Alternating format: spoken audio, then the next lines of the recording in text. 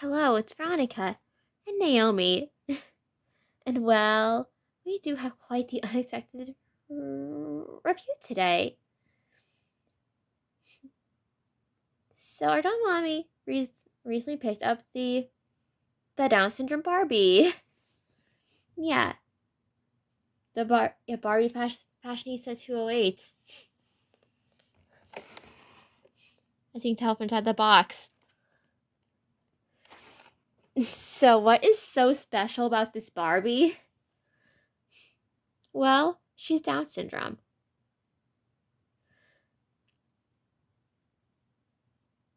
And if you don't know what Down syndrome is, it's a disorder in which somebody is born with an extra chromosome, and this alters the development of their mind. So, yeah, people with Down syndrome,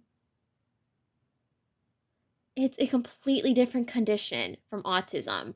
From what Ardama has experienced, they are some of the happiest, most sweetest, most genuine people she has ever met.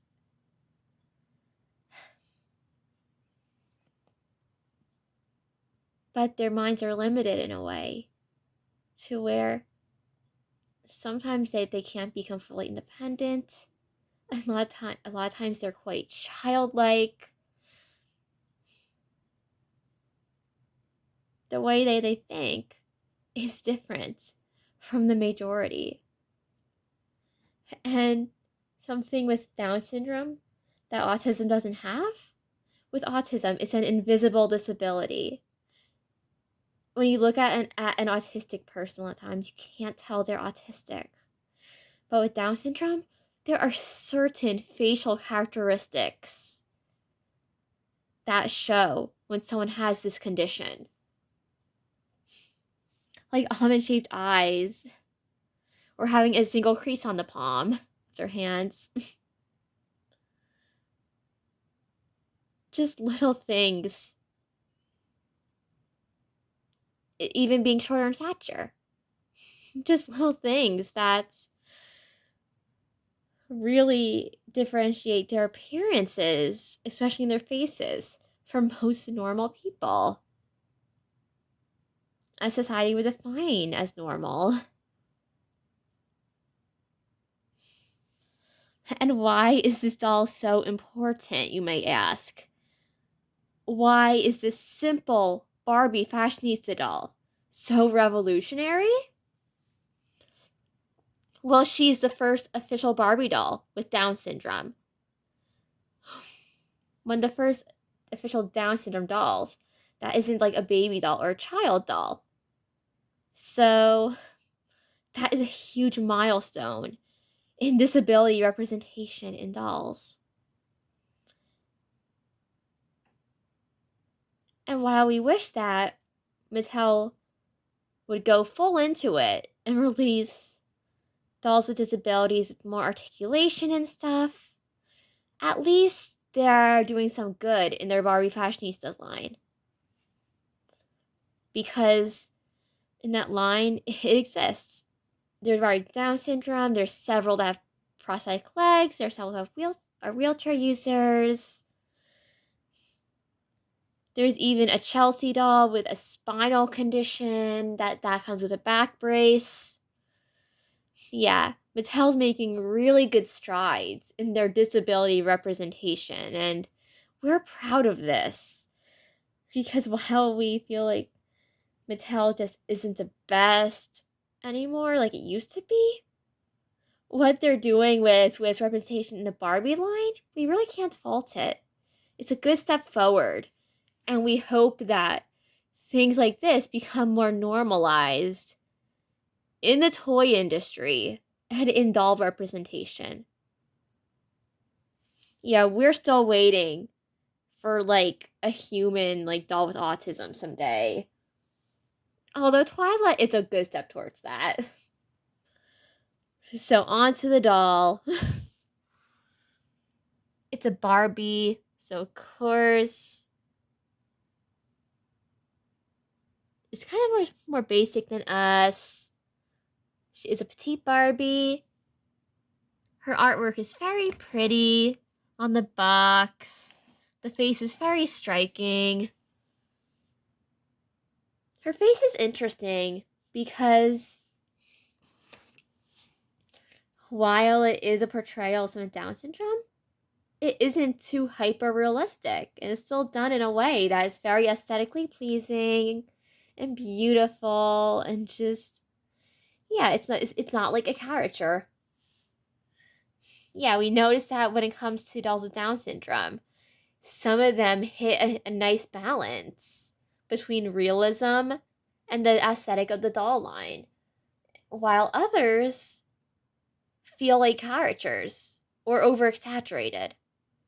This feels more like a nice balance between realism and the aesthetic of the Barbie dolls' faces in general. And we think it looks very nice and flattering, and it's a very pretty doll.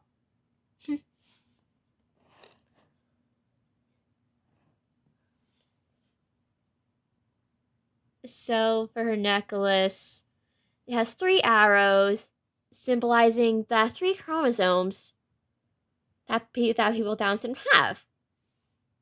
Normally, people only have one X and one Y chromosome, but people with Down syndrome have 3 chromosomes instead of just the normal 2, and it does alter their brain development and make them who they are. Her dress is very simple. We know the colors are symbolic of something. It says Barbie on the front. On the bottom, of course, it's made by Mattel. And yes, and this doll was approved by the National Down Syndrome Society. There's from the side. There's the parent box.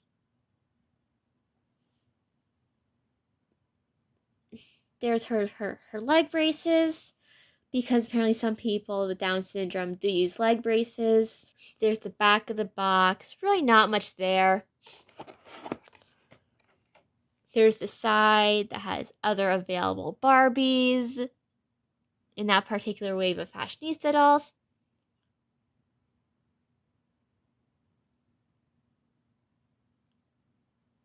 So you have some wheelchairs. You've got one with a prosthetic leg. You've got like them with multiple skin tones and hair colors to represent diversity. And yeah, that's the kind of gist of it. So we're going to take her out of the box and we'll be right back. But real quick, we want to explain why our doll mommy got this doll. So, back in high school, our doll mommy knew someone with Down syndrome. She died when she was only 18. This person, whom we are not going to name out of respect, was one of the sweetest, kindest people that our doll mommy knew. In that special needs program, even, she touched the hearts of many and was almost motherly to the other special needs kids. But she died before she could graduate high school. So our doll mommy does know her mom, and well, she wants to customize this doll into her. And yeah, I know it's dark, but it's a project that our mommy has been wanting to do for a bit. Well, I guess we're gonna take the doll out of the box now, so stay tuned. Okay, so she's out of the box, and here we have her next to some more Barbie-sized dolls. So, we have her next to a Barbie with a more normal height. And the that is the Disney doll from our last review. And we're still trying to decide on name for. Yeah, because we can't keep on calling her Ursula or Urs or something. So,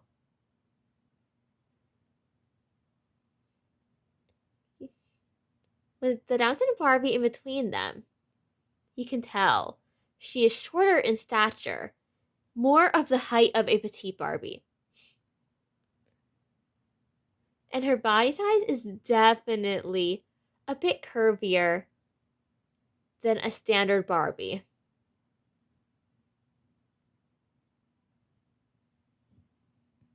So there's another close up of her face. Her hair is blonde, but we're probably gonna dye it brown for the custom project that we're gonna do. Her necklace has the 3 arrows for the 3 chromosomes. Her dress has color symbolic in a way to people with Down syndrome. And her shoes are white flats with pink leg braces.